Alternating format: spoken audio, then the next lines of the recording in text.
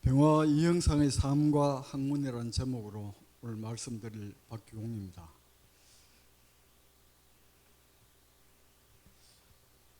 사실 병화 선생의 삶에 대한 자료는 굉장히 많습니다. 여러분들 지금 휴대전화 꺼내서 병화 선생 검색해도 많은 정보를 제공받을 정도로 많습니다. 오늘은 제가 그 많은 자료 중에서 제가 조금 주목해 봤으면 좋겠다. 그래서 병화 선생이 어떤 마음가짐으로 삶을 사셨는지 하는 쪽에 자료를 준비했습니다. 그리고 병화 선생의 학문 세계는 제가 여기서 학문 세계가 이렇다고 말한다면 정말 어줍지 않은 이야기가 될 겁니다. 그리고 병화 선생이 많은 저서를 남겼는데 학자들이 그 저서의 병산의 일각 정도를 이제 연구하고 있고, 제가 오늘 말씀드린 것은 그 연구의 조그마한 부스러기들 좀 몇 개 골라서 여러분들에게 말씀드리고, 여러분들은 병화 선생의 학문 세계가 이렇구나 좀 짐작하시도록 그렇게 준비를 했습니다. 서론을 따로 길게 쓰지 않고 병화 선생의 생몰년 사이에 있었던 굵직한 사건들을 몇 개 앞에 정리해 봤습니다. 주로 활동했던 시대는 숙종 시대입니다. 숙종 시대는 보시다시피 세 번의 황국이 있었던 황국 정치, 황국 시대 이런 말을 쉽게 쓸 정도로 황국이 있었던 시기인데, 글씨가 너무 작기 때문에 조금 글씨를 키워서 잠시 보면은 경신 황국은 남인들이 실각하는데 유학 사건, 여러분들 다 아실 겁니다. 이 세 번의 황국에 대해서. 유학은 기름 먹인 천막, 임금이 사용하는 천막을 허적이 할아버지 허잠의 시호를 받았다는 잔치를 여는데 이야기 없이 끄집었으니까 나중에 숙종이 비 오는데 이 영의정 잔치에 갖다 주라고 말을 하니까 이미 이 유학이 거기 가 있다는 걸 듣고 아주 크게 노하고, 나중에 삼복의 병까지 번져서 허적이 사사되는 그런 전국의 전환의 이야기죠. 기사 황국 여러분들 다 잘 아실 겁니다. 장희빈 이야기. 장희빈을 총회해서 거기서 난 아들 후에 경종이 됩니다만은 세자로 책봉하려고 하자 집권 세력인 서인이 반대하고 남인이 찬성했는데 결국 서인이 축출되고 남인이 득세하는 황국의 이야기입니다. 근데 그것도 오래 가지 않죠. 5년 뒤에 또 갑술 황국으로. 제가 여기에 남인이 실각하고라고 적었습니다만은 많은 자료에서 남인 몰락으로 표시할 정도로 남인이 풍지박산이 됩니다. 여기 적지는 않았습니다만은 여기에 서인들이 집권한다고 되어 있지만 이미 1684년부터 송시열과 윤정의 그 사제간의 갈등이 점점 골이 깊어져서 나중에 서인들이 노론과 소론으로 갈라지게 되죠. 자, 그 이야기들이 주가 아니고, 이런 시기를 산 병화 선생이 어떤 마음가짐으로 사셨는가. 요즘 정보의 시대라고 하죠. 정보의 홍수 시대를 살고 있는데, 그러나 자세히 보면은 그 필요한 정보를 정리해서 제대로 전달하는 게 그리 만만한 일은 아닙니다. 병화승생의 행장을 번암 최재공 선생이 썼는데 번암승생 여기 영의정을 지낸 남인의 영수다고 적어 나왔습니다만 여러분들 다 잘 아실 겁니다. 이 번암선생이 행장을 쓸 때 굉장히 풍부한 자료로 매우 정성 들여서 행장을 썼다는 것을 행장을 읽어보면 느낄 수가 있습니다. 그 행장에 나타나는 몇몇 자료들을 가져와서 병화선생이 어떤 마음가짐으로 사셨는가 하는 이야기를 말씀드리도록 하겠습니다.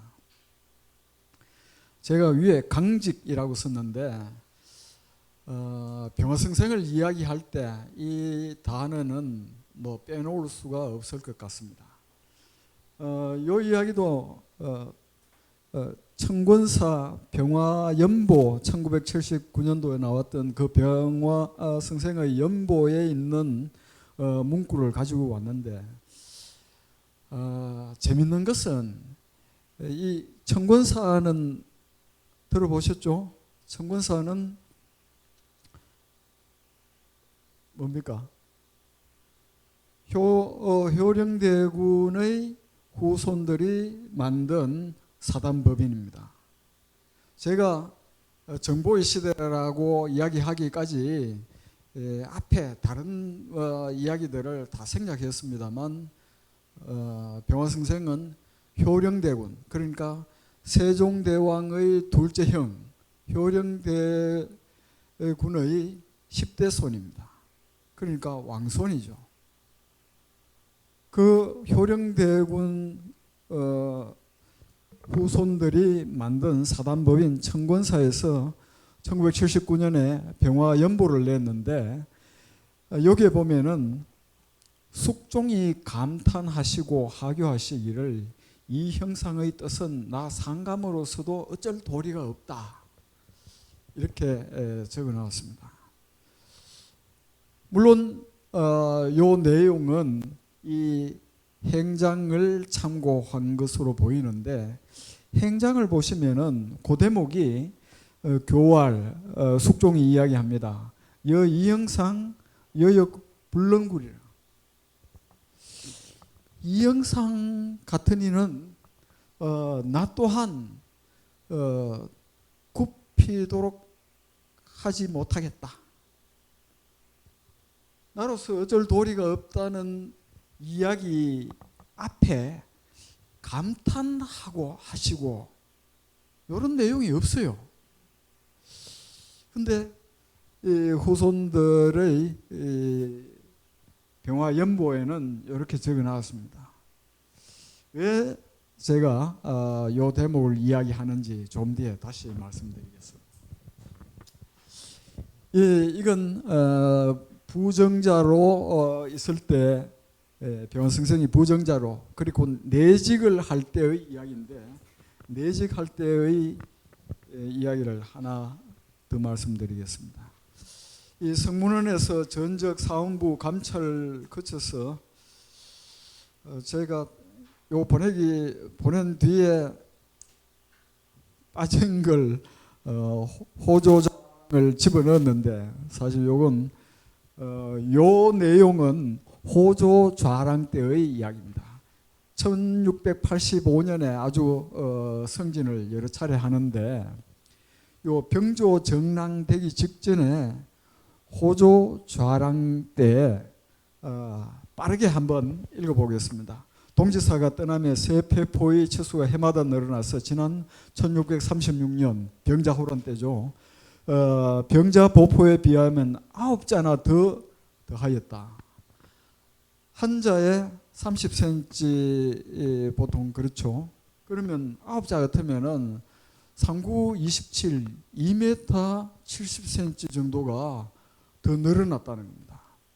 이 공이 보포의 치수대로 자르고 이와 같은 폐포를 함부로 자른 것을 해마다 되풀이할 폐단을 없애고자 했는데 만일 이로 인하여 사단이 생긴다면 역관을 매국률로 다스림이 가하리라.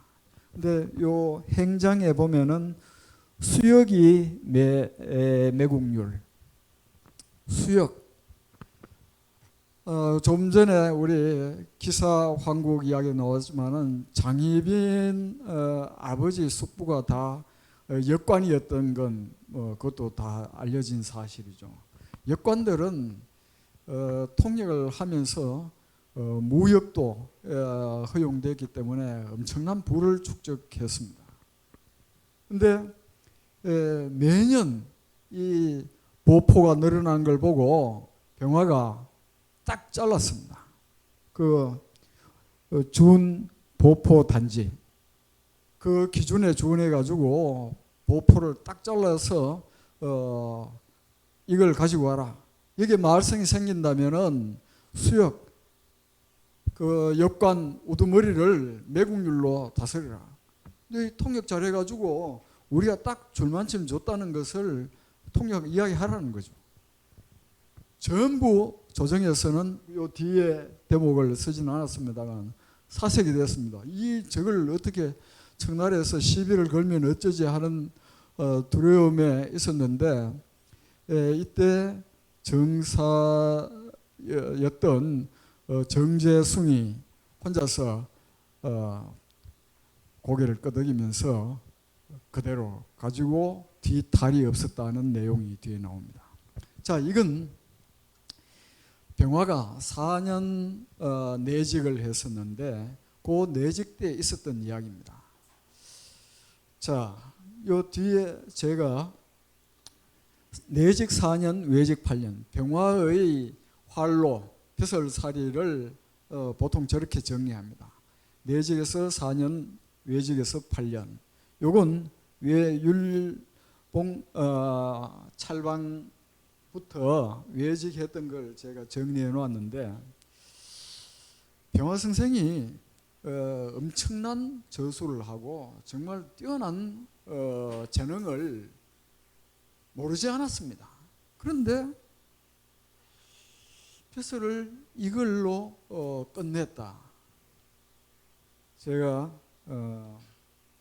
좀 전에 이 숙종이 감탄하시고 이거 후손들은 저렇게 집어넣었지만은 저는 좀 달리 해석을 합니다.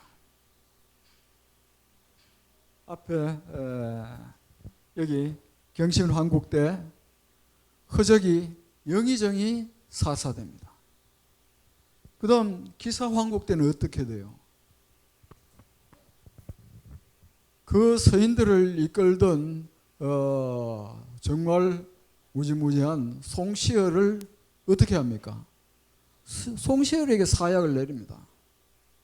이 숙종이란 임금은 누구보다도 왕권을 엄청나게 휘둘렀습니다. 다른 쪽 목소리를 이용해 가지고 서인의 목소리를 이용해서 남인치고 남인의 목소리를 이용해서 서인치고 이런 가차없는 숙종인데 숙종이 제가 여기 이야기가 길어질까 봐 적지는 않았습니다만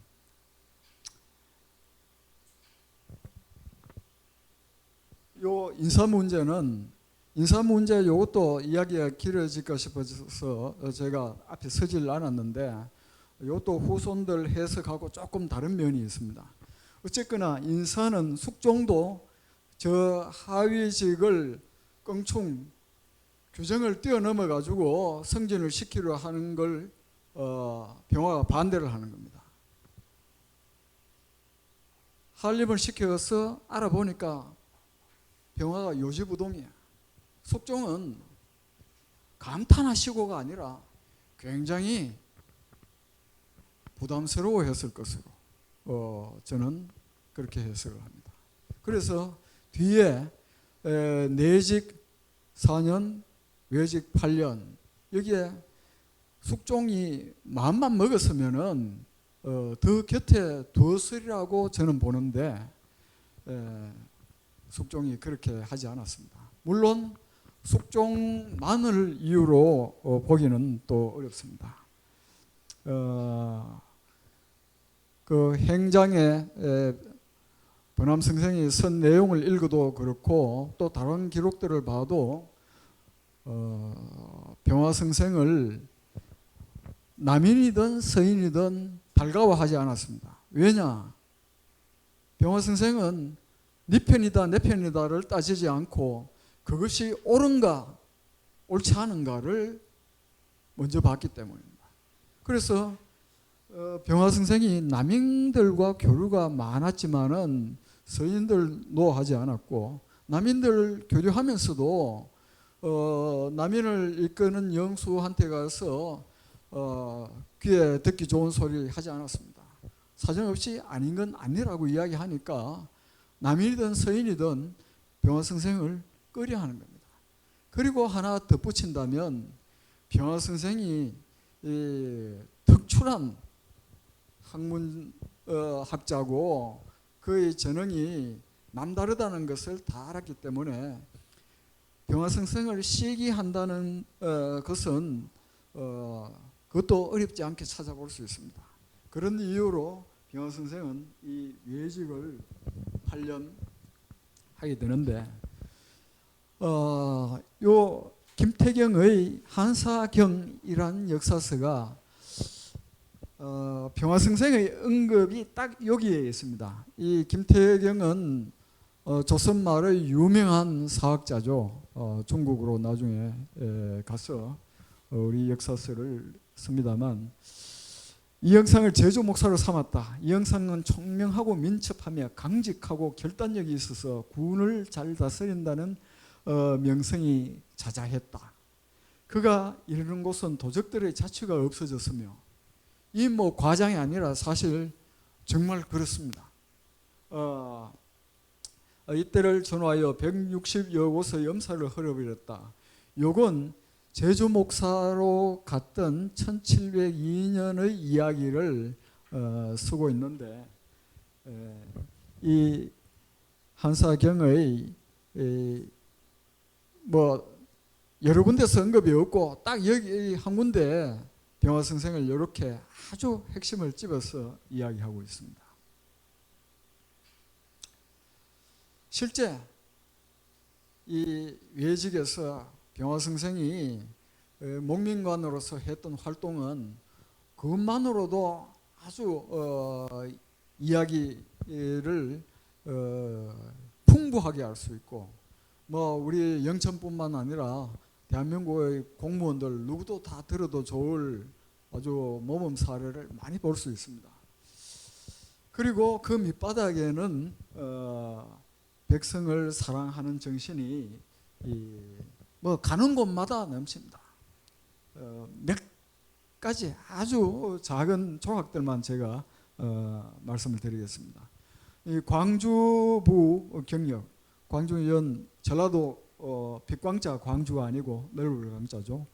광주를 다스릴 때 강직하고 사리에 밝다고 소문이 많아서 송사를 하러 모여드는데 금시 수입으로 세금자 시는 요 화살촉을 이야기하는데 그 예전에는 판관들에게 그 판결을 무겁고 아주 화살촉처럼 곱고 치우치지 않은 판결을 하라고 내려보는 그 금시가 나중에는 송사를 할 때 관에 바치는 돈을 이 금시라고 뭐 그렇게 말하게 뜻이 조금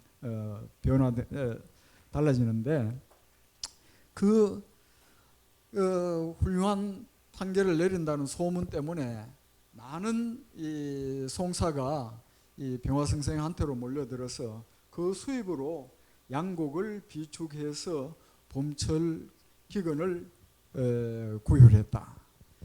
사실 이거는 제가 광주부 경력 시절의 이건 초기 이야기인데 그 예를 가지고 왔습니다만은 가는 데마다 이렇게 송사를 분명하게 처리하고 또 이 금시를 모아서 백성들을 구휼하는 걸 가는 데마다 했습니다.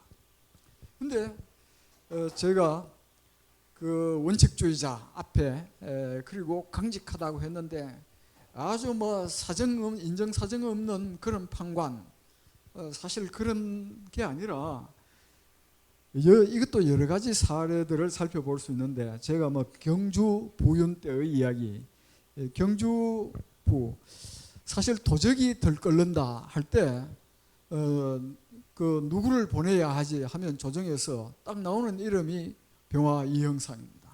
이형상을 내려보는 게 좋겠다.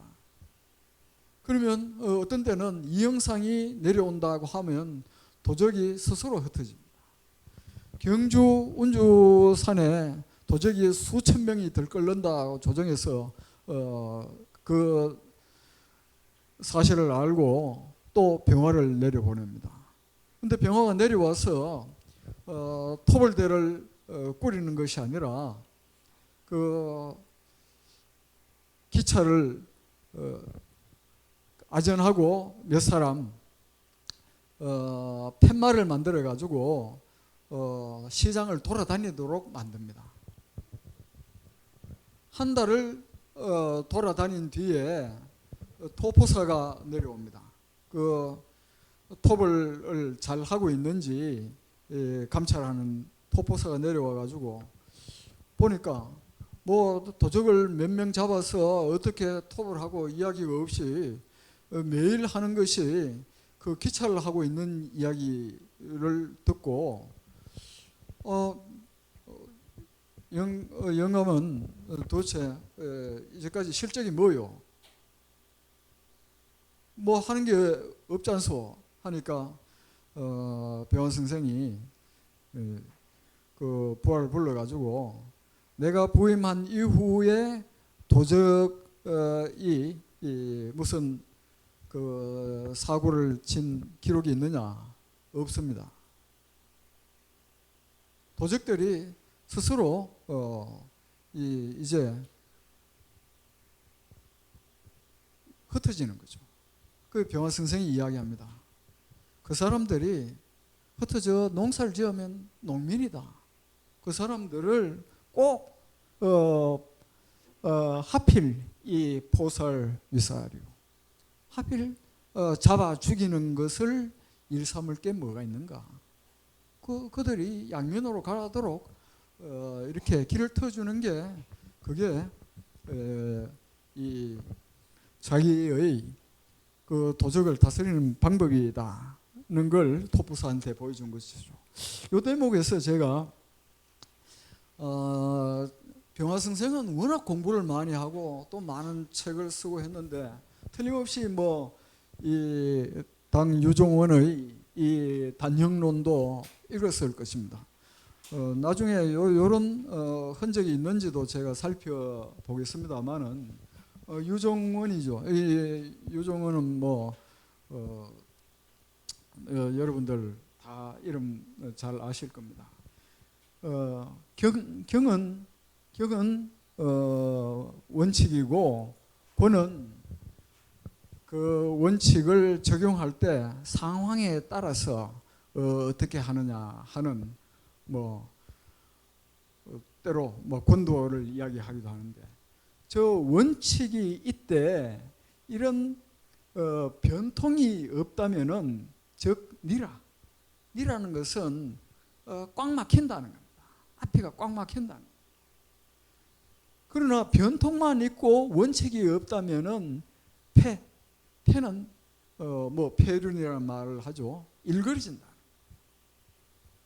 그리고 또 뭐 좀 더 붙이면은 원칙을 알고 그 권을 모르면 그건 그 원칙을 모른다는 거다.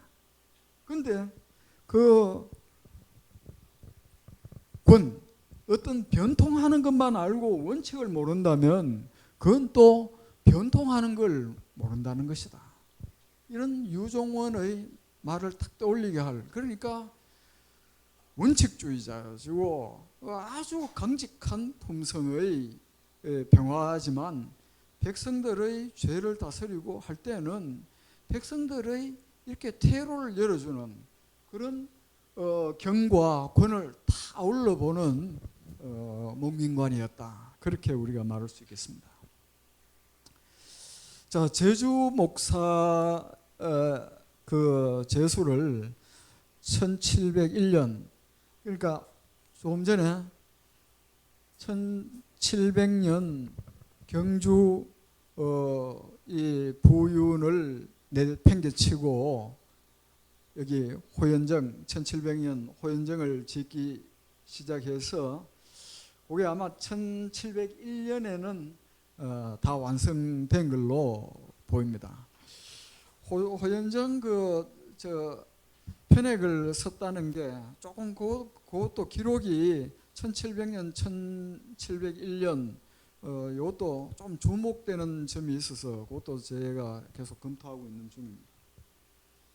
근데 1702년에 이제 제주도에 도착을 합니다. 3월 25일 제주도 도착하는데 제주도에서 많은 이야기가 있고 지금 제가 제주대학하고 우리 영천 병화연구소하고 같이 협력한 학술대회도 의논하고 있습니다만 많은 이야기들이 있는 중에 129개 신당을 회찰하고 무격 1천여 명을 귀농시켰다.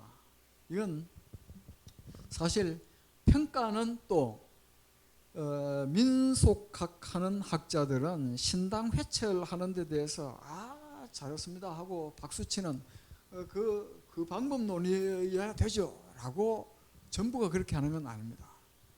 시각이 엇갈리는데 그 방법론이 뭐 어떠한가에 대한 평가는 뭐 자체하고 그 근저에는 어떤 병화의 정신이 있느냐, 여기 보면은 당한 그 신당에는 어떤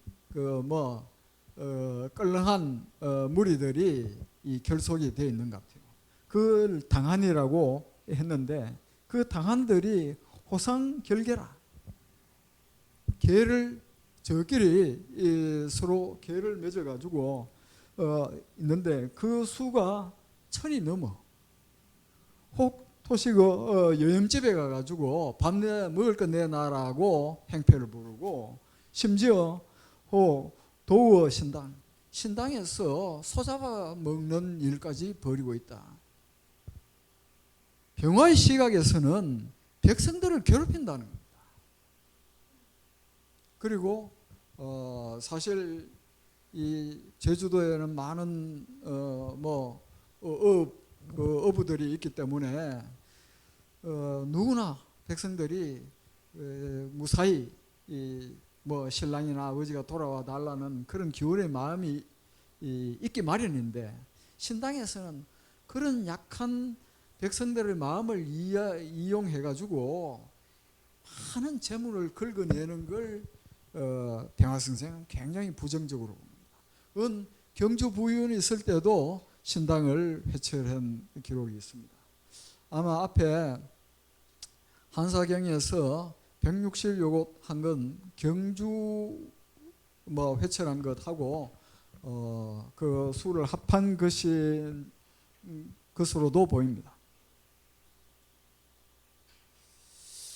자, 이런 병화는 또 매우 청렴했습니다. 이 사실 그 사욕이 많은 사람이 저렇게 하기 앞에 그 백성들을 그렇게 보살필 수가 없죠.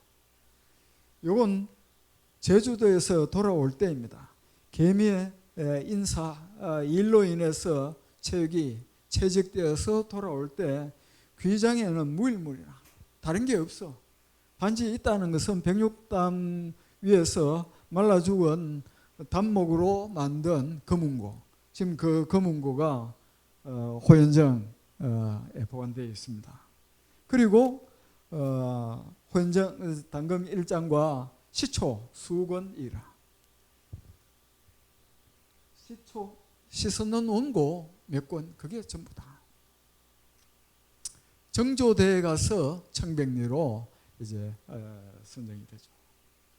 그리고 병화 선생은 좀 뒤에 학문에서 이야기가 되겠습니다만 정말 정말 부지런한 분이었다고 할 수 있고, 그 스스로도 자기가 쓴 악장에 필부류라, 붓을 쉬지 않았다는 표현을 쓸 정도로 정말 부지런한 학자였다는 것을 이 병화전서에서 찾아볼 수 있습니다. 자, 이 1728년은 병화승생이 굉장히 고통을 겪었던 그런 때인데, 연세가 벌써 76 될 때죠. 영조가 등극해서 4년 될 때 이 3월에 이인자의 난이 벌어지죠.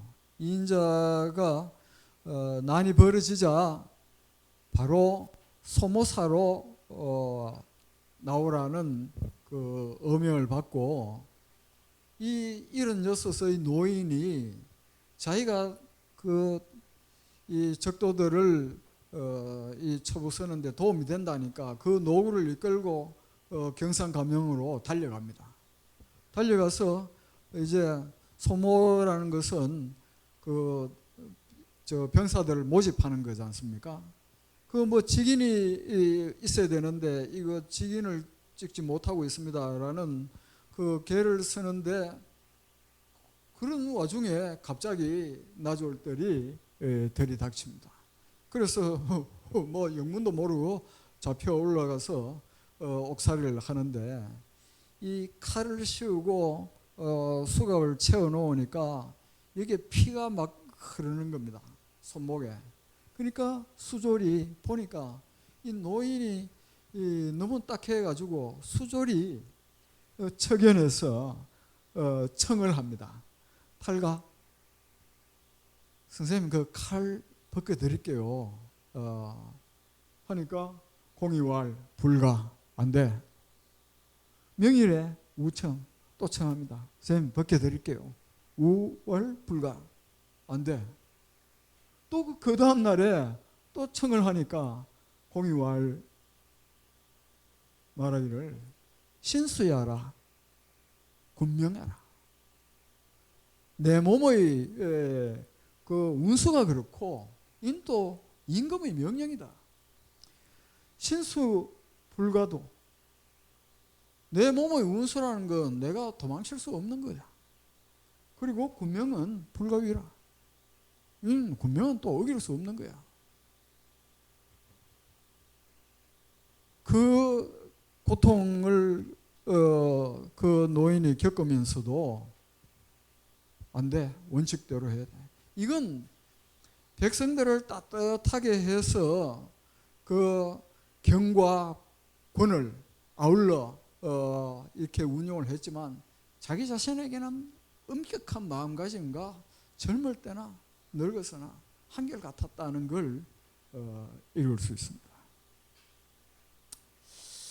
자, 이건 뭐 여러분들 다 잘 아시죠? 호연정에서 이건 이 경주 부윤을 그만두고 그 고향 인천으로 가지 않고 영천에 그냥 눌러 사시는데, 그 이유 중의 하나로 우리가 볼 수 있는 이 안후정이라는 분.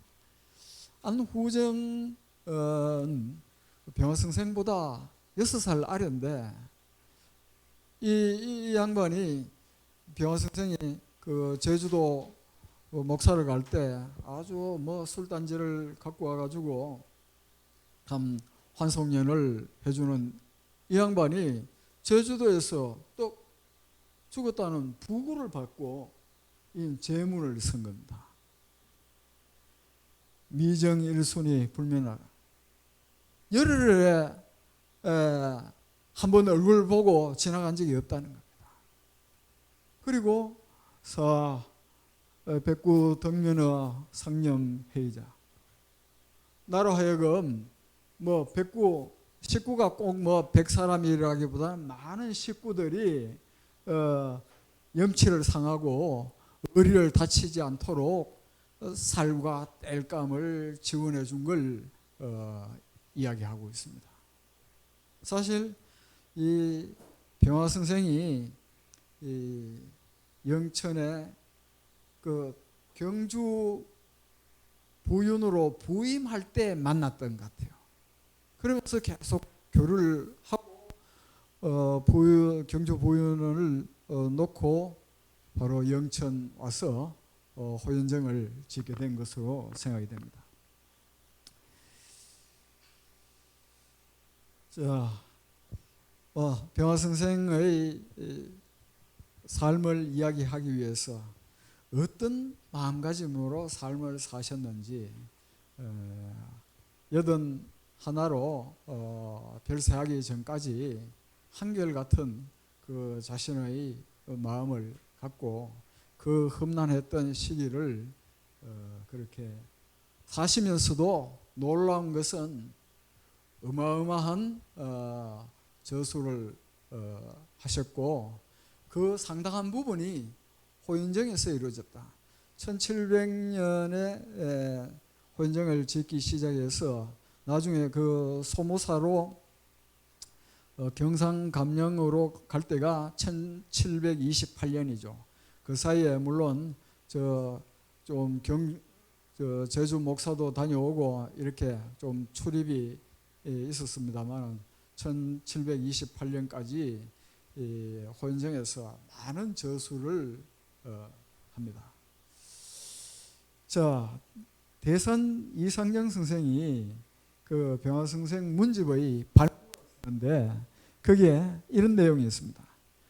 곡은 성리학을 탐구하고 천문, 지리, 예학, 서수, 유경벽서 보통 사람은 잘 찾아보지도 않은 어디에 숨어 있는 그런 책들까지 찾고 폐사 소설에 이르기까지 모조리 관통하여 밟지 않음이 없다.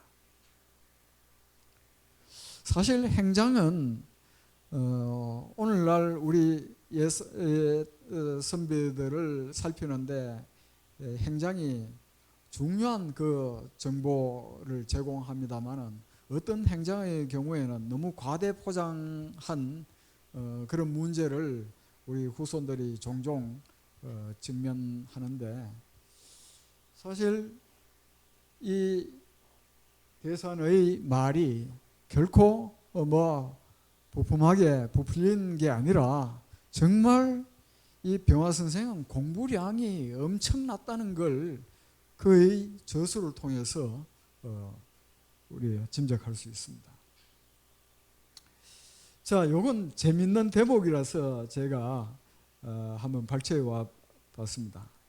요건 이 빼어난 저력에서 유람은 평생의 제일이더라. 이 제주도 민속 자연사 박물관에서 그 2019년에 병화 선생이 받은 그 간차를 탈초하고 번역한 책입니다. 제가 오늘 그냥 보여드리려고 가져왔습니다.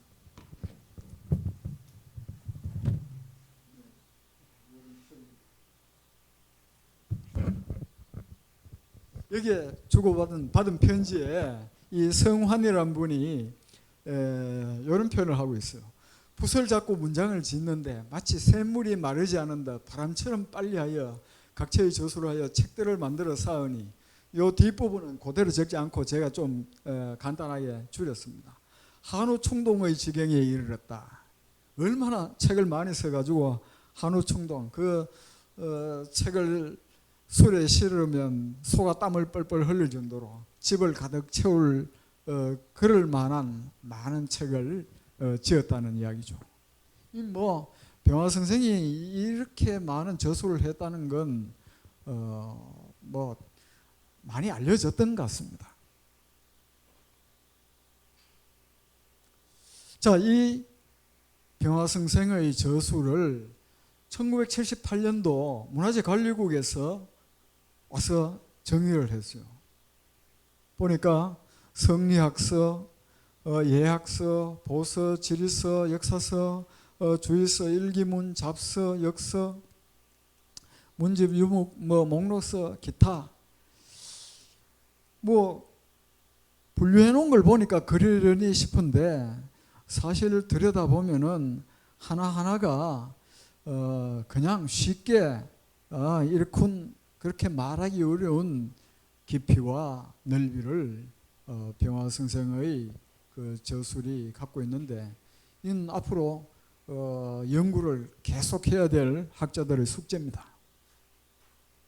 근데 문화재관리국에서 요때 이렇게 정리한 게 총 96종 247책인데 문제는 이게 전부가 아니라는 겁니다.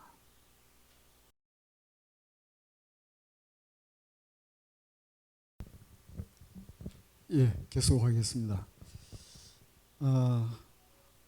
좀 전에 이 앞쪽 병화승생 생몰년 사이에 있었던 큰 사건들 제가 적었다고 했는데 사실 우리 부정자로 1684년에 임금의 인사 그 파격에 노했던 때가 1684년인데 그때 또 큰 어떤 일이 있었는데 이게 나중에 가면은 병화승생이 76세 고생했던 일하고 연결이 됩니다. 그걸 조금 말씀드리겠습니다.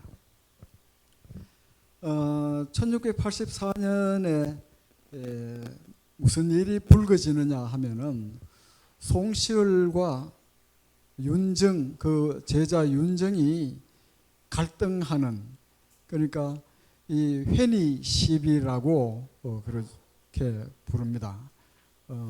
이 송시열이 살았던 회덕하고 이 윤정이 살았던 니산 그 지명을 따가지고 회니 시비라고 하는데 그 사제간의 갈등이 나중에 서인이 분열돼 가지고 노론소돈으로 갈리게 되죠.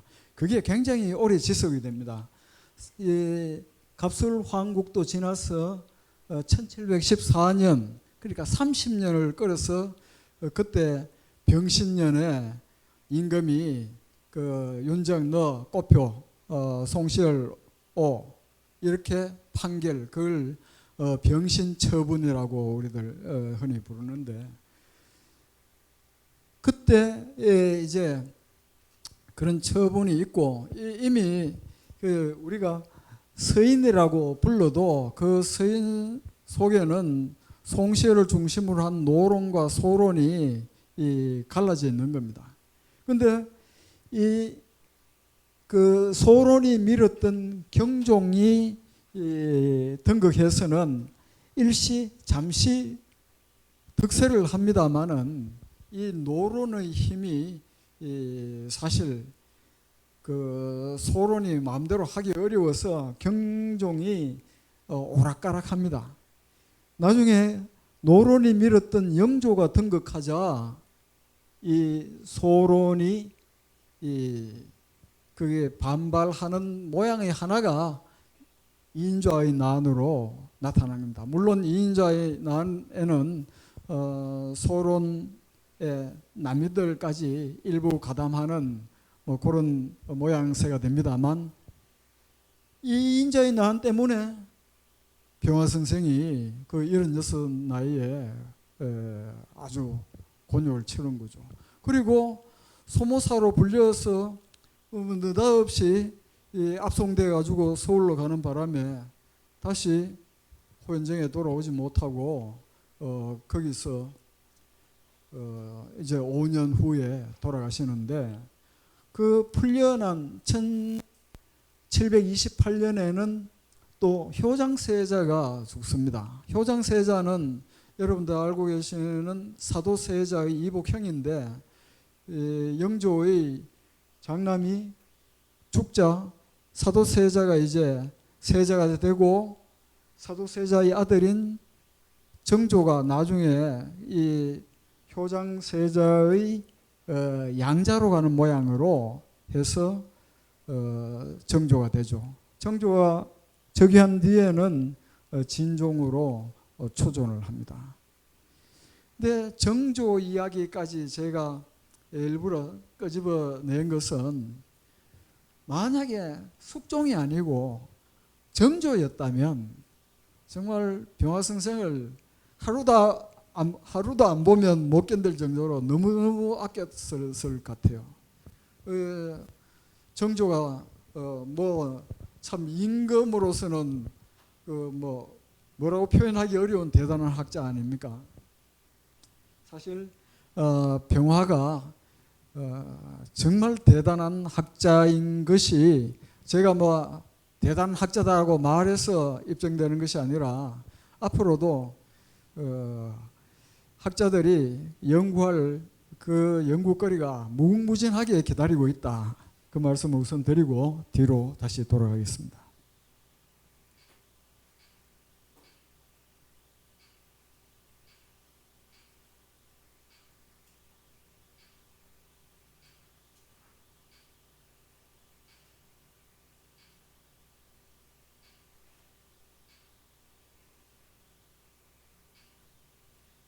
자, 이 병화저서 목록을 1978년도에 작성을 하는데 사실 뒤에 또 제가 말씀드렸습니다만 1978년도에는 병화 이형상 연구라는 유명한 거의 40년 이상 학계에 영향을 끼쳤던 책이 1978년도에 나옵니다.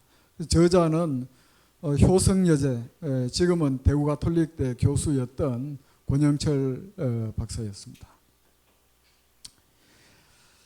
자, 많은 학자들이 논문을 내고 단행본을 내고 했지만 아까 말씀드렸듯이 아직 건드린 것은 빙산의 일각에 불과하다.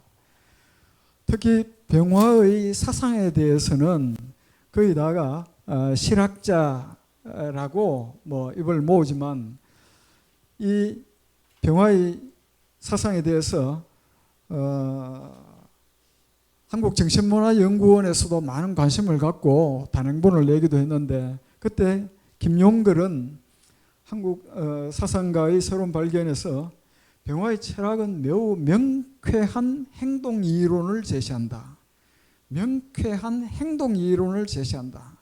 그냥 탁상공론으로 그치는 이론이 아니라 바로 어떻게 실천해야 되면 될까를 바로 보여주는 듯한 그런 이론을 제시하고 있다라는 말을 했었고 육아철학의 근본을 실현하는 구체적이고 실천적인 사상. 우리가 실학에 대해서도 많은 여러 가지 시각이 있기 때문에 간단히 학문을 이야기한다면서 또 실학 이야기하면은 균형이 뒤에 이야기와 균형이 안 맞을 것 같아서 그냥 수박 긋핥기로 넘어갑니다만 이 병화승생의 실학은 그것만으로 또 많은 논문이 얼마든지 나올 수 있는 그런 사상적 깊이를 갖고 있습니다. 유명종 교수는 실사고전과 경물에 철저한 실학자였다라고 말했고 또 병화승생이 주역에도 많은 공을 들였고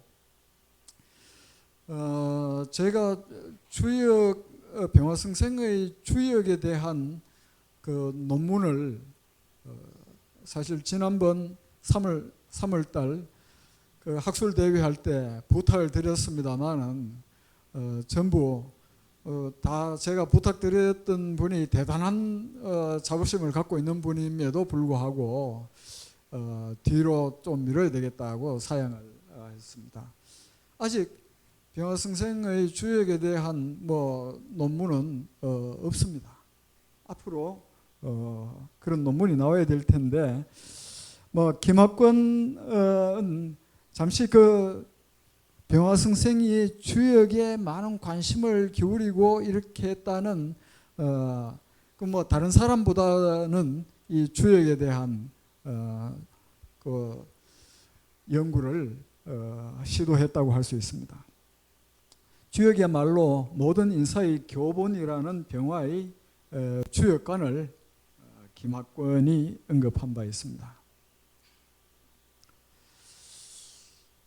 여기 딱 뭐 악학평고라는 책 이름이 나옵니다만은 악학평고라는 책과 요 그 뒤에 악학섭령이라는 제가 책 제목을 이렇게 고민하다가 실은 악학섭령과 병화가곡집이라는 이 책명에 대한 시비는 아직까지도 뭐 여전히 사그라들지 않았고, 또 그 문제는 제 은사님이신 모산 심지환 선생님하고 또 연관이 돼서 제가 뭐 가볍게 말씀을 드리기 어렵습니다. 그냥 히스토리만 말씀드리면 해방 이후에 병화의 이 어마어마한 책의 아주 끄트머리를 처음 누가 소개했는지 혹 들어보신 분 있습니까?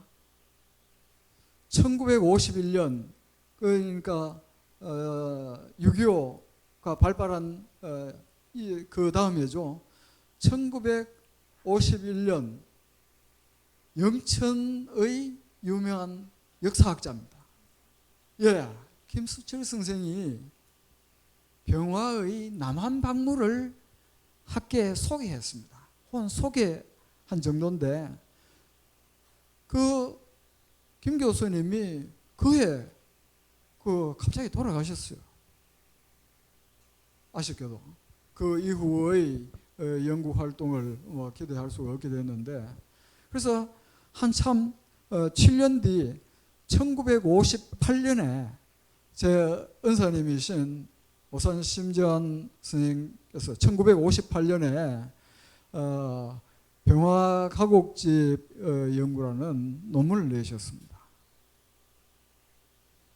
그 병화가곡집이 지금 저기에 악학섭령이라고 후에 적혀져 있는 책을 선생님이 그때 보셨을 때는 책 그 풀에 뭐 책 제목도 떨어져 나가고 이거 이름을 어떻게 붙일까, 그게 이제 청구대학에 소개됐기 때문에 청구대본 뭐 청구영은 이름도 잠시 붙기도 했었는데, 나중에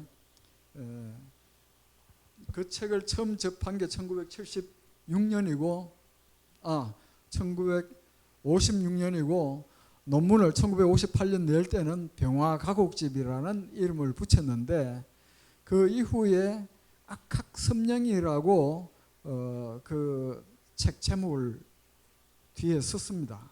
그래서 지금은 악학섭령이라고 부르고 있는데, 이게 학자들 간의 논쟁이 여전히 지금도 지속되고 있습니다. 제가 뭐 쉽게 말씀드리기가 어려운 여러 가지 주장들이 충돌을 하고 있습니다. 자, 제가 그 앞쪽에 이야기가 길었는데, 병화 선생은 그 악학, 그러니까 음악에 대한 이론과 예에 대한 이론도 아주 엄청난 저술로 그 지금 남아 있습니다. 왜 이렇게 예와 악에 대해서 많은 책을 쓰셨을까요? 그건 역시 학자들이 그 일단을 잠깐 건드리고 있습니다만은, 그건 저도 상당히 수긍하는 편인데, 여러분들 아까 보셨죠? 위에 예송, 병화 선생 생년 몰년 그 사이에 예송 2번 있는 거 보셨죠? 그 예송 이후에 또 당파 싸움이 계속되는 걸 봤는데, 그걸 그 삶 속에서 지켜본 병화 선생은 예만 따져가지고는 안 된다. 그리고 그 예가 조화롭게 실현되어 구현되기 위해서는 악이 필요하다. 이 예학 조화론을 송민선의 그 석사학위 논문에서 이야기하고 있는데 충분히 수긍할 만한 주장이라고 할 수 있습니다. 어쨌거나 아까 권영철 선생이 1978년에 병화 이형상 연구라는 책을 냈다고 말씀드렸는데 이 권영철 선생은 제가 뭐 살아 계실 때 여러 가지 일로 만나고 또 제가 효대 강의도 나가고 했습니다만 병화 선생 연구를 다 마친 후에 저는 이 석화 권영철 선생을 만난 이후라서 이 병화 선생 이야기를 하는 걸 별로 잘 들을 기회를 못 가졌는데 굉장히 아쉽습니다. 근데 1974년부터 병화 이형상 연구를 낸 1978년까지 4년 동안 나는 이 병화 자료를 철저하게 아주 구석구석 내가 살폈다라고 스스로 그렇게 이야기를 하고 있습니다. 그러면서 병화 이형상 연구라는 책을 냈는데 악학 편고에 대해서는 이렇게 언급하고 있습니다. 병화의 악학 이론은 그 양에 있어서 악학 괴범을 압도하고 그 질에 있어서 악학 괴범과 상벽을 이룬다. 양과 질이 결코 뒤떨어지지 않고 그 이상일 수 있다라는 아주 평가를 권영철 선생은 하고 있는 겁니다. 그 뒤에 요 권옥성 선생은 음악 하시는 분인데 병화의 악론이 독특하고도 개성적이다. 이건 음악적인 측면에서 뭐 이건 제가 구체적으로 그 음악 쪽 이야기를 꺼낼 능력은 없고 해서 그냥 이런 언급만 가지고 왔습니다. 그리고 악부를 살핀 김영숙 교수는 병화의 악부에 대한 시각이 상촌의 악부관과 더불어 우리 악부 개념 규정에 매우 중요하다. 우리나라 악부를 살피는데 중요한 시각을 제공하는 이 두 사람으로 병화 선생과 상촌 신음 두 사람을 이 김영숙 교수는 꼽고 있습니다. 그리고 아까 말씀드렸듯이 송민선이 석사 논문에서 예론을 악론과 조화하려는 예학 조화의 그 마음으로 이 예학 그리고 음악학에 병화 선생이 많은 공을 쏟았다. 그런데 우리가 조화를 이루어야 된다고 마음 가졌다고 해서 그런 저술이 나올 수 있는 게 아니죠. 실제 병화 선생의 음악과 예에 대한 깊이는 앞으로 계속 논문이 나오고 연구가 이루어지겠지만은 제가 그냥 그 저술의 엄청난 양만으로도 정말 대단하다 그렇게 말씀드리지 않을 수 없습니다.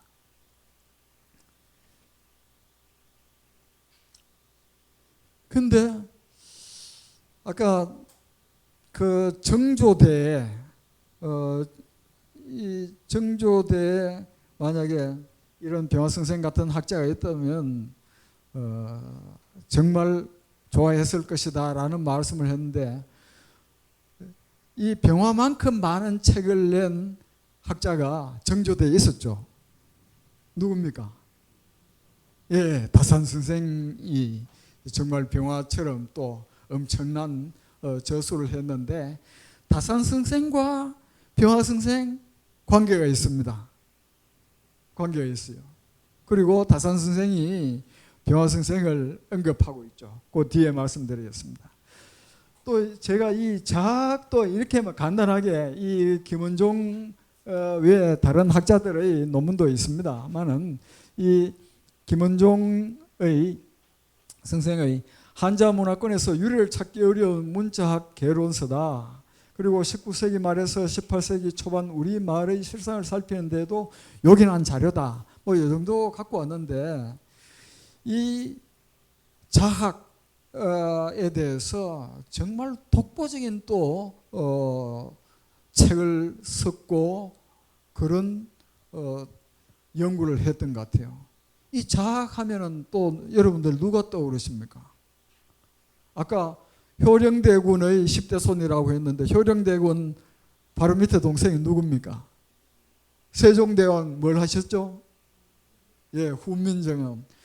세종대왕이 훈민정음 창제하기 위해서 그 신하들에게 어문학에 대해서 공부하도록 시킨 여러 가지 그 자료들이 남아 있는데 이 자학을 보니까 또 세종대왕이 떠올라요. 정말 세종대왕하고 핏줄을 나눈 관계다는 걸 참 느낄 정도로 아주 제가 뭐 또 이쪽 분야의 전공자가 아니기 때문에 잘은 모르겠습니다만은 이 자학 남긴 글을 번역한 걸 뭐 대충 보더라도 정말 대단한 자학에 대한 조예를 또 병화 선생이 갖고 있었다, 그렇게 말씀드릴 수 있습니다.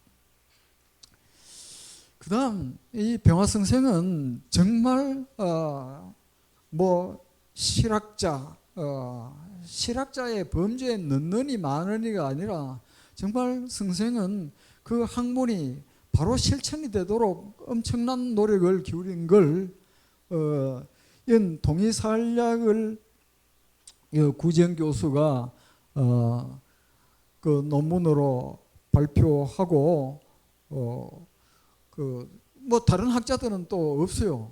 강도지 같은 그건 정말 엄청난 저술을 우리가 제대로 평가하기 위한 연구가 많이 이루어져야 될 텐데도 학자들이 뭐 부담을 느끼는지 잘 그 논문을 크게 내놓지 않고 있어요.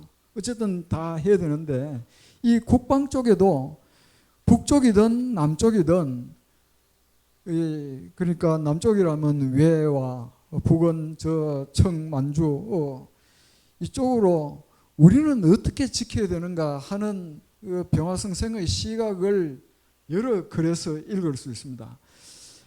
구지영 교수가 동의사학을 그 이야기할 때 이 동의사학을 저술할 때 해동제국기, 간양록, 고사차료 등의 문헌은 물론이고 일본고와 같은 중국 서적까지 광범위하게 참고했다고 구지영 교수는 보고 있습니다. 그런 책들을 참고하지 않으면 이런 글이 나오지 않는다고 구지영 교수가 본 거죠. 그러니까 엄청나게 공부를 했을 뿐만 아니라 실제 그 정보를 여러 통로로 수집했을 거라고 짐작할 수 있는 그런 저술을 내놓은 겁니다. 병화의 탁월한 정보 수집 능력과 국방의식을 확인할 수 있다.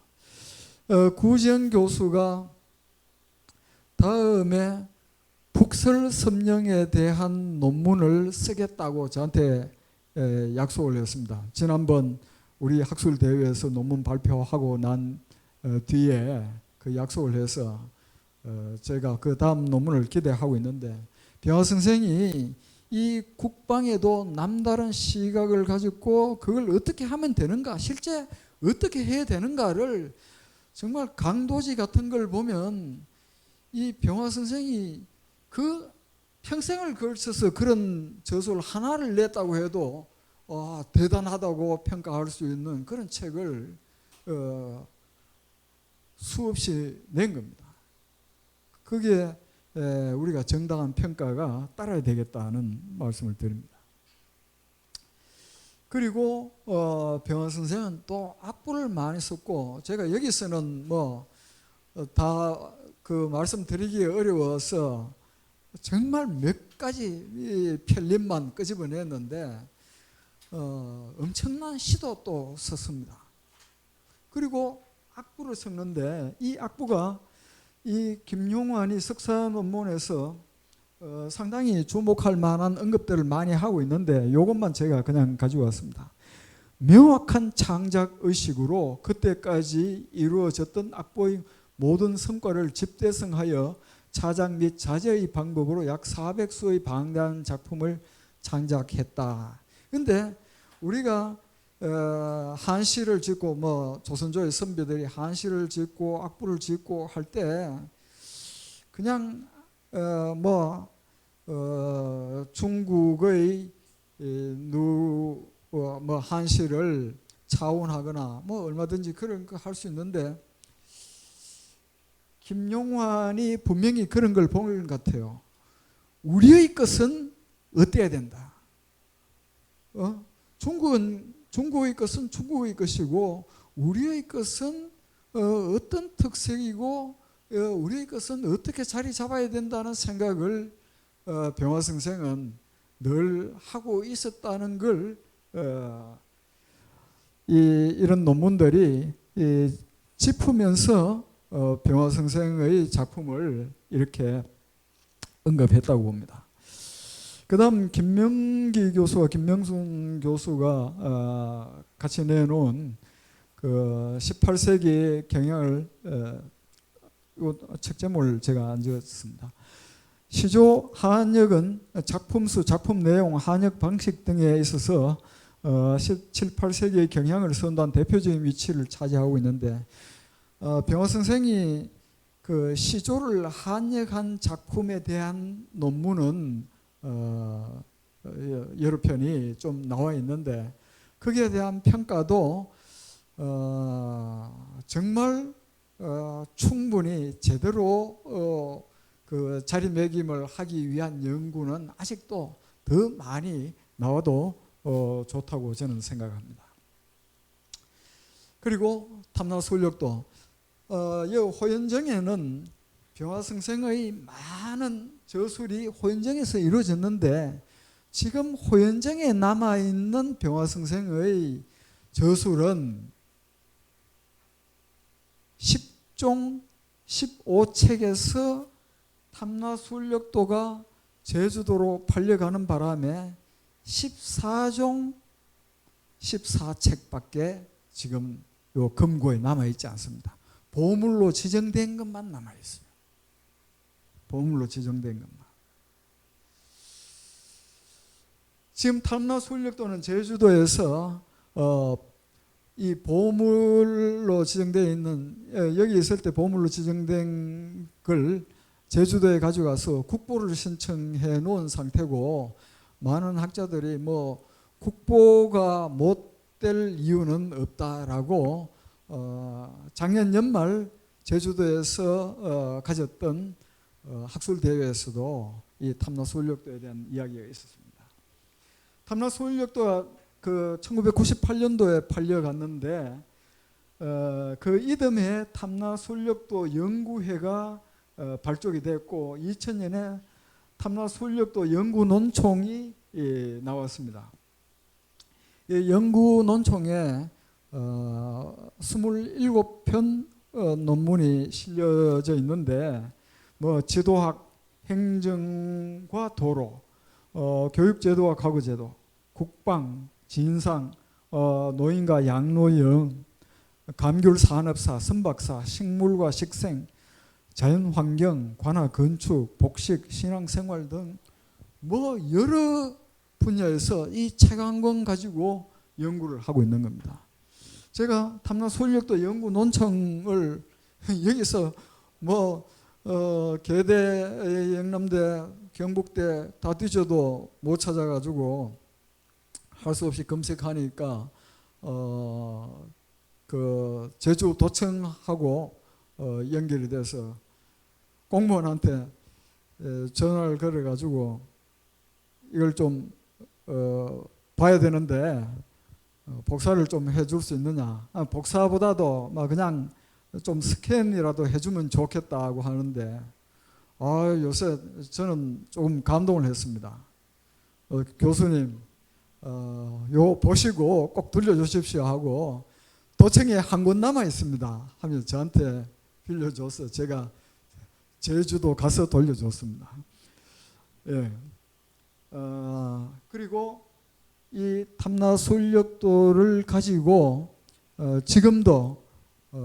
여러 분야에 그 제주도 그 문화산업 하고 연결시키는 노력들이 진행 중일. 여러분들 그 인터넷 들어가서 탐나술력도 검색하면은 제주도에서 이렇게 뭐 저 동영상 같은 걸 여러분들 찾아볼 수 있을 겁니다. 이 탐나술력도 하고 자매편이라고 할 수 있는 책이 요 남한박물입니다. 남한박물은 요 제가 이 효은이 서로 탐나의 제주도의 고적과 또 특별하게 색다른 이야기 들은 거 있는지 그렇게 글로 묻길래 내가 남한박물 13,850여 자로 적어가지고 정했다, 줬다라고 남한박물 요 그 앞부분에 이렇게 효은이 내한테 이런 주문을 해가 요걸 썼다라고 이 병화 선생이 직접 적어 놓았습니다. 효은이 누구냐 하면은 바로 요 공제. 공제하면 여러분들 딱 초상화 떠오르죠. 예, 공제의 초상화는 뭐 모르는 분이 없으실 겁니다. 이 공제와는 아주 학문적으로 이 그 소통이 활발했던 걸 알 수 있고 편지가 40여 편이 남아 있습니다. 그리고 남한박물의 요 언급으로도 알 수 있는데 이 공제와의 관계가 재밌습니다. 이 공제가 이형징의 딸하고 결혼을 했어요. 이형징이 누구냐? 병화선생의 형님입니다. 그러니까 공제는 병화선생의 진리하고 결혼한 질서죠. 근데 나이 차이가 병화하고 10살 차이밖에 안 납니다. 공제가 상체하고 두 번째 처로 이형진 병화 선생의 그 형의 딸과 결혼을 했는데 이 공제의 정조부가 윤선도입니다. 그리고 손녀가 누구하고 결혼했느냐? 아까 다산하고 관계에 있다 했죠. 손녀가 다산의 어른 정재원과 결혼을 했습니다. 저는 이거 뭐 제가 정재원이라고 이렇게 참 이름을 그냥 입에 올리기가 어려울 정도로 예전에 아주 옛날에 이 뭐 아주 좀 어렸을 때 쉽게 보는 책에서 다산의 아버지가 남의 흉 이야기하는 걸 정말 싫어하고 안 했다. 그 이야기가 제가 좀 나이가 어렸을 때인데 굉장히 와닿았어요. 남의 이야기를 하지 않는다. 나도 좀 흉내를 내봐야지 라고 생각했던 적이 있었습니다. 그 다산의 어른이 공제의 손서였다. 그러니까 다산이 이 병화와 무관할 수가 없죠. 그리고 다산은 이 병화 선생의 학문에 영향을 분명히 받았으리라고 생각하고 다산이 언급한 부분만으로는 뭐 충분하지 않고 실제 그 영향의 실질적인 맥락을 한번 찾아보는 것도 연구자들이 할 몫이라고 생각을 합니다. 이 남한박물은 탐나술력도가 정말 시각적으로 그 복식이나 그 당시의 건축이나 그 당시의 문화 또 훈련 장면 그 귤을 이렇게 살피거나 아니면 말을 이제 공납할 때 어떻게 할 것인가 이런 걸 짐작할 수 있는 그림 글로서는 뭐 많은 글보다도 한 장의 그림이 어떤 효과를 내는데 거기에 대해서 남한박물이 있다는 건 매우 서로 이렇게 시너지 효과를 불러일으키는 그런 책이라고 할 수 있습니다. 총 37개 항목으로 되어 있는데 제주도의 역사, 지리, 물산, 자연생태, 봉수 등 거기에 나와 있는 정보를 보면은 목민관이 백성들의 삶을 이렇게 살필 마음의 자세가 되어야 되는구나. 그리고 그런 능력이 있어야 되는구나 하는 걸 일깨우는 그런 책이라고 할 수 있습니다. 제가 여기 유고가 사진을 가져온 것은 남한박물이 2권 남아 있습니다. 2권 남아 있는데 한 권은 보물로 지정된 것은 요 유고각에 보관되어 있고 한 권은 아까 말했죠. 여기 자연사박물관 여기에 가면은 자연사박물관에 전시가 되어 있습니다. 근데 이 남한박물의 번역본이 나와 있습니다만은 요건 제주도 것을 번역한 것으로 짐작되는데 여기 유고각에 있는 남한박물이 영인됨에 대해서 제주도에 있는 것과 조금 비교를 할 필요가 있다고 생각이 됩니다. 제가 유고각에 있는 걸 그냥 이 영인되어 있는 것하고 비교하면서 살폈는데 조금 뭔가 다른 걸 발견해서 그걸 뭐 내가 보물로 지정된 것을 내가 편하게 갖고 볼 수 있는 뭐 그 상황이 아니기 때문에 나중에 영인본이 나오면은 좀 비교 분석할 필요가 있다고 생각이 됩니다. 자, 이 병화승생에 대한 연구 초기 1958년에 병화가곡집에 대한 심재환 박사의 논문이 나오고 20년 후에 권영철 선생의 병화 이영상 연구가 나왔다고 했는데 그 병화 이영상 연구를 보면은 요건 제가 따옴표를 해서 그냥 가져왔네. 현재 남아있는 것이 142종 326책이다라고 언급되어 있습니다. 그리고 그 이후의 논문들을 보면은 권영철 선생이 언급한 적을 그냥 되풀이하거나 같은 데에 나온 문화재관리국에서 요 문화재관리국에서 병화저서 목록을 썼는데 서문에 보면은 60여 종 200여 책이라고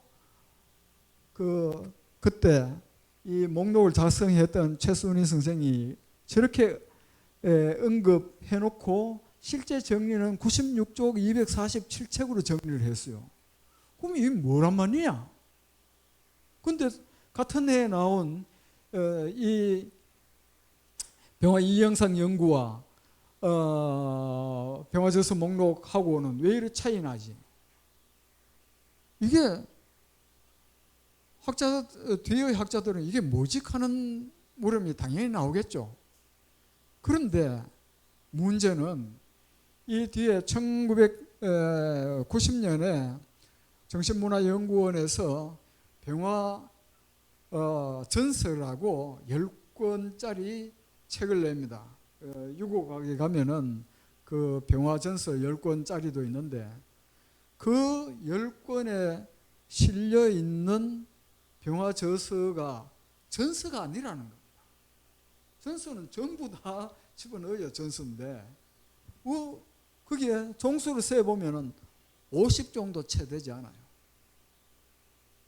근데 이 앞에서 이야기한 목록 수가 정리한 목록 수가 96종 같으면은 142종 안에 그대로 포함되어 있는 것처럼 숫자로만 그래 생각되지만은 그게 포함되어 있지 않습니다. 이게 그 속에 속 들어가는 게 아니에요. 그러면은 종수가 더 늘어나야 되는데 저 뒤에 50 정도 채 되지 않은 병화 전서에 실린 저서를 보면은 요 앞에 언급된 그 외에도 또 책 제목이 나오는 겁니다. 그러면 이게 뭐냐? 그러면 야, 병화 남아있는 책들 전부 가져와봐. 전부 모아가지고 처음부터 하나하나 저서 목록을 만든다면 뭐가 잘못되어 있구나라고 답이 나오겠지만 이걸 모을 수가 없죠. 지금은 불가능합니다. 그래서 제가 생각한 방법이 왜 이래? 여기서 나오는 요 저서들에서 만날 수 있는 책 제목을 우선 전부 한번 정리해보자. 그걸 쭉 정리했더니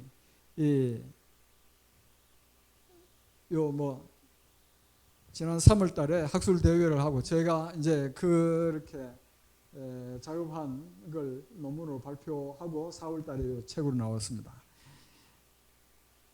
보니까 언급된 책 실물은 볼 수 없고 언급된 그 책 제목을 보니까 물론 여기에 제가 적지는 않았습니다만은 박민철이라는 분의 그 논문에 여기에서 없던 책 제목이 많이 나왔어요.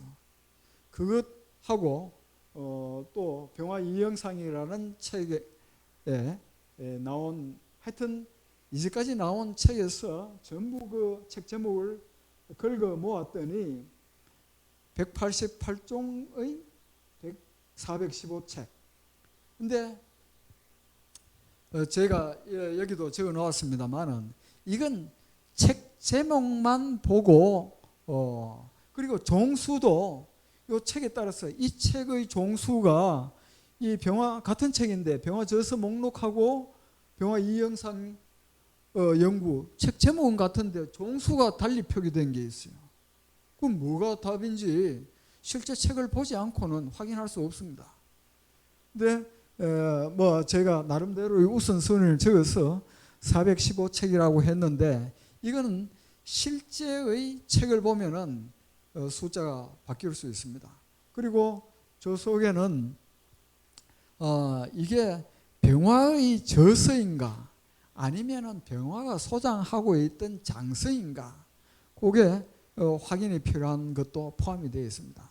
어쨌거나 지금은 저는 실제의 병화 저서 목록을 다시 만들어서 확인하기 전 단계에 이 병화 저서의 규모로는 이런 정도로 말할 수 있다. 요건 그 다 현재 남아 있는 것이 그 당시는 요걸 요것밖에 없다고 생각했지만 아마 그 뒤에 등장하는 저서 명들로 봐서는 더 많은 책이 있다. 그리고 그 책들의 상당 부분이 성균관대학에 지금 성균관대 종경각에 가 있습니다. 그래서 제가 얼마 전에 성균관대 교수들 만나가지고 다음 학술 대회는 성균관대 교수들하고 성균관대 유명한 대동문화연구원하고 같이 우리 병화연구소하고 같이 주관하는 학술 대회를 개최하자고 약속을 했습니다. 제가 너무 큰 제목을 걸고 제가 말씀드린 것은 그걸 언급하기 위한 조그마한 편린들을 모아서 말씀드린 것에 지나지 않아서 송구스럽습니다. 혹시 좀 궁금한 거 질문하시면 그에 대한 제가 아는 대로 대답드리는 것으로 마무리를 할까 합니다. 예.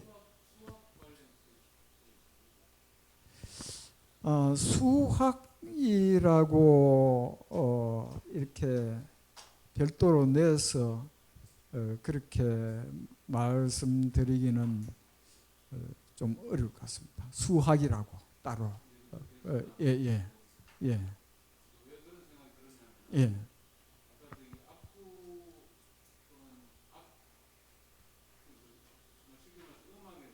예. 예.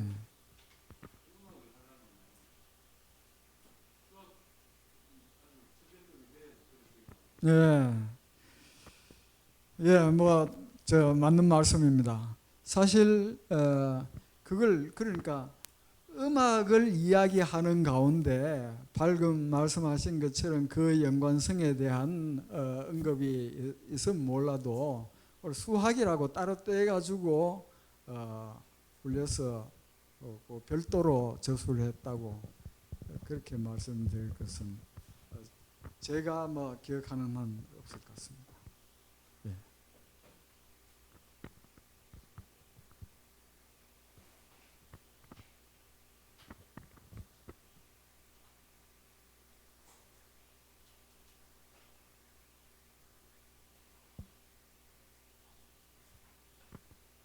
그래서 다른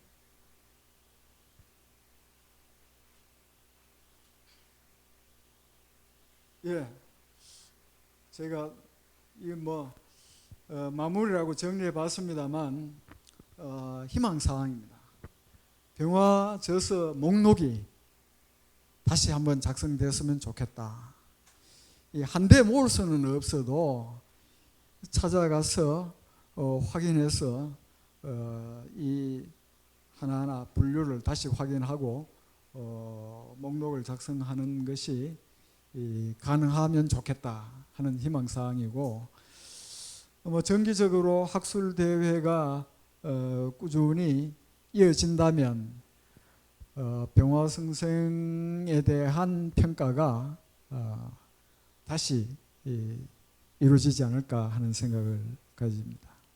그리고 병화승생 아까 병화전서 그 10권으로 된 병화전서가 나와 있는데 그걸 번역한 것도 1권 병화 그 문집에 해당되는 것, 그리고 뒤에 강도지를 가지고 와서 번역한 3권짜리 책이 나와 있는 게 그 번역본. 물론 단편적으로 번역서가 조금 된 게 있습니다. 남한박물도 번역됐다고 말씀드렸습니다만 몇 권의 번역서가 있긴 한데 체계적으로 병화 선생의 그 남긴 저수를 영인하고 탈초하고 번역하는 작업이 필요하다는 말씀을 드리고, 병화 선생이 받은 편지를 모아놓은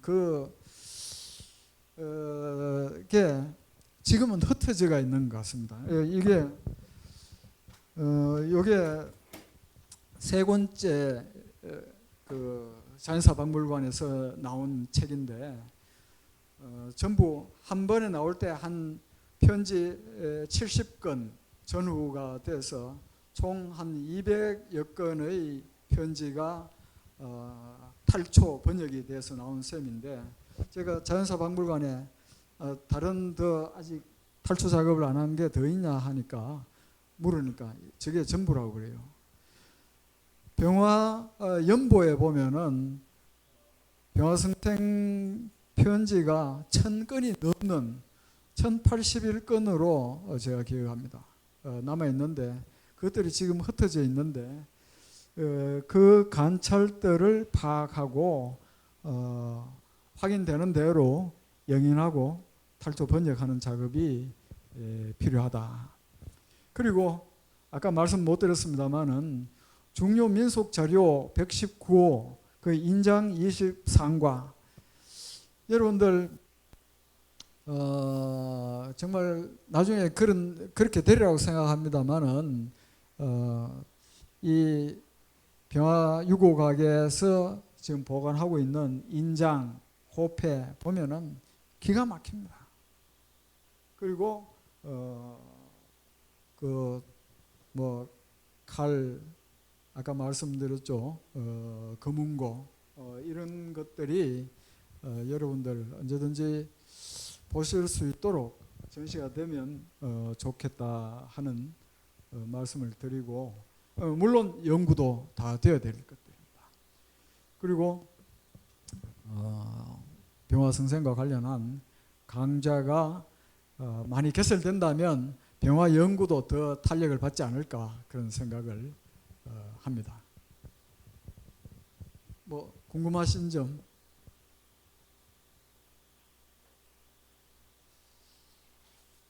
예, 없으시면 이걸로 마치겠습니다.